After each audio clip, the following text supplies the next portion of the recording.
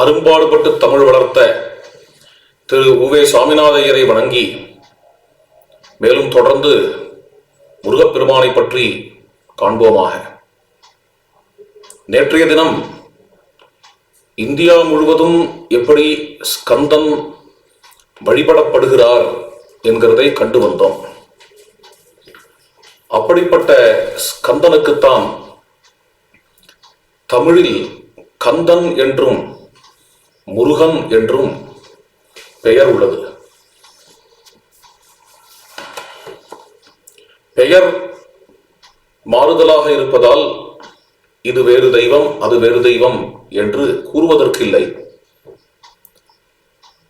திருமேனியோ அல்லது குணாதிசயங்களோ அல்லது அவர்களுடைய கதைகளோ இவைகளில் பொருத்தம் அதிக அளவு இருப்பதால் ஸ்கந்தன்தான் குமாரன்தான் முருகன் என்பதில் ஐயமே இல்லை. ரீஜனல் லாங்குவேஜஸ் அந்தந்த மொழிக்கு ஏற்றவாறு பெயர்கள் மாறக்கூடும். ஜீசஸ் என்பார்கள், இயேசு என்பார்கள், யெஹ்வே, ஜெகோவா என்றெல்லாம் பெயர்கள் வெவ்வேறு விதமாக மாறக்கூடும். இது வெளி சமயங்களில் இருந்து கூறினேன், இங்கேயே எடுத்துக்கொள்வோம். கிருஷ்ணஹா என்கிறது சம்ஸ்கிருதம். அதுவே தமிழில் கிருட்டினன் அல்லது கண்ணன் என்று கூறப்படுகிறது. ஹிந்தியில் கான்ஹயா என்று கூறப்படுகிறது. அதுவும் விரஜபாஷாவில் கொஞ்சுவதான பெயர் கலுவா என்று கூறப்படுவது. இதை வைத்துக்கொண்டு சூரதாஸ் பாடிய கனுவா வேறு, மீராபாய் பாடிய கான்ஹயா வேறு,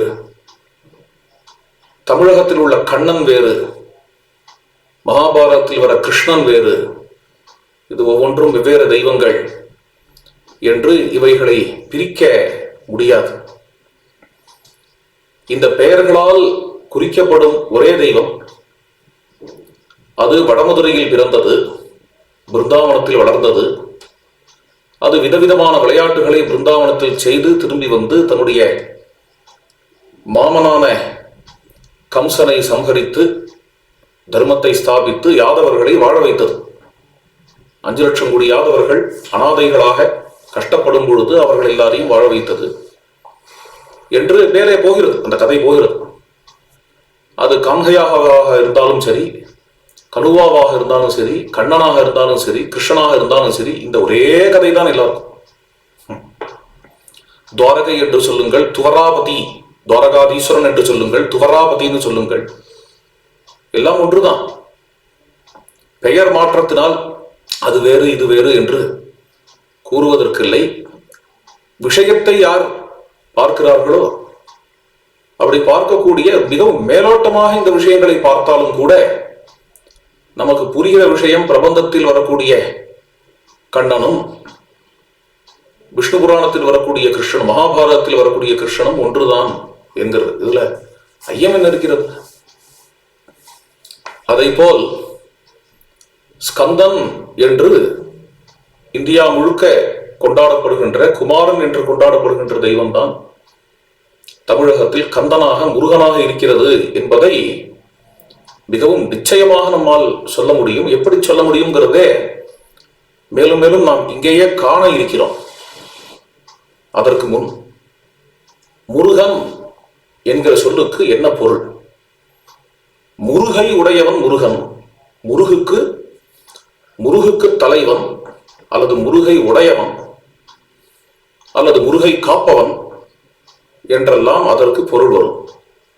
முருகு என்றால் என்ன பொருள்? தமிழ் மொழியின் நிகண்டுவில் முருகு என்பதற்கு ஒரு சில பொருட்கள் உள்ளன. ஒன்று, முருகு என்றால் இளமை என்று பொருள்.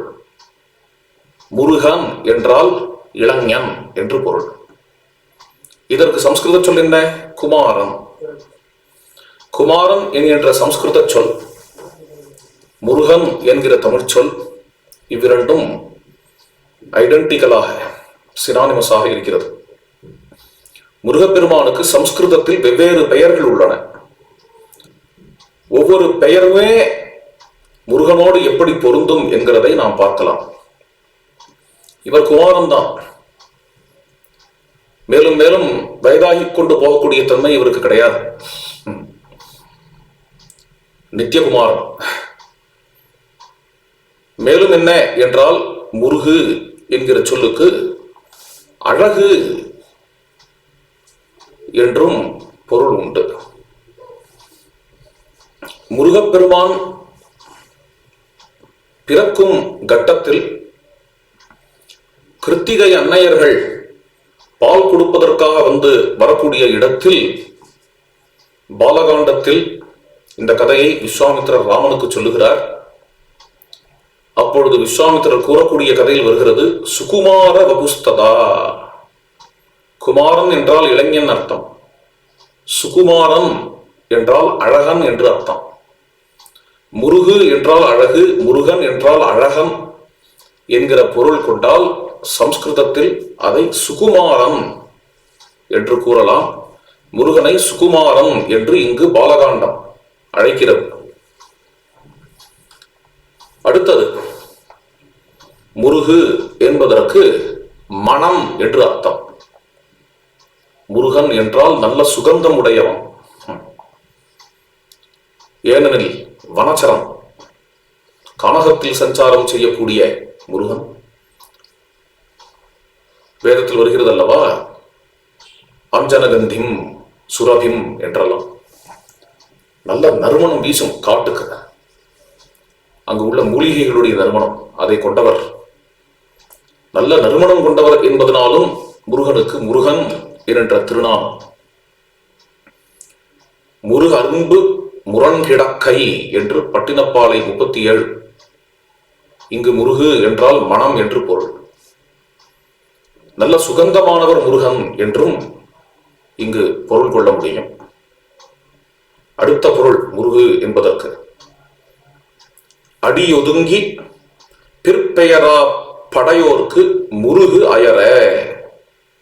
இது மதுரை காஞ்சி 36 42 வரி வரை அங்கு வருகிறது. அடியொதுங்கி பிற்பெயரா படையோர்க்கு முருகு அயர. இங்கு வீரர்களுக்காக, படை வீரர்களுக்காக சேவிக்கும் வேள்வியை பற்றி வர இடத்தில் முருகு என்கிற சொல் அமைந்திருக்கிறது. முருகு என்னும் சொல்லுக்கு வேள்வி என்றும் பொருள். யக்ஞம், யாகம் என்று பொருள். முருகன் என்றால் வேள்வியை உடையவன், வேள்வியை காப்பவன் என்று அர்த்தம்.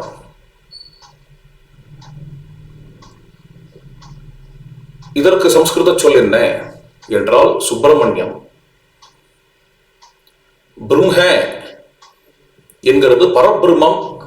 அந்த பரபிரம்மத்தின் குறியீடாக முருகப்பெருமானுக்கு சுப்பிரமணியன் என்கிற பெயர் வந்திருக்கிறது என்று சில சான்றோர்கள் கூறுவர். பிரம்ம என்றால் அந்தணர்கள், அந்தணர்களை காப்பவன் என்கிறதுனால் சுப்பிரமணியன் என்றும் கூறுவர். பிரம்ம என்றால் சம்ஸ்கிருதத்தில் வேதம் என்றும் ஒரு பொருள் உண்டு. வேதத்தை காப்பவன் என்கிறதனால் சுப்பிரமணியன், சுப்பிரமணியன் என்று பொருளும் உண்டு. பிரம்மாயுஷ்மத் பிராம் ஹணேராயுஷ்மது என்கின்ற இடத்தில் பிரம்ம என்றால் வேதம் என்று பொருள். வேதத்தை காப்பதால் அவருக்கு சுப்பிரமணியன் என்று பெயர். வேதம் என்றால் என்ன? வேதம் என்பது வேத சம்ஸ்காரம் தான். சம்ஸ்காரம் இல்லாவிடில் வெறும் வேத நூலால் உபயோகம் இல்லை. வேதம் கூறக்கூடிய வாழ்வுதான் வேதம். வேதம் கூறக்கூடிய வாழ்வு வேத சம்ஸ்காரம் என்பது வேள்வி. ஆதலால் பிரம்ம என்பது வைதிக சம்ஸ்காரத்தை, வேதியர்களின் சம்ஸ்காரத்தை குறிக்கும், அதுவும் வேள்வியை குறிக்கும்.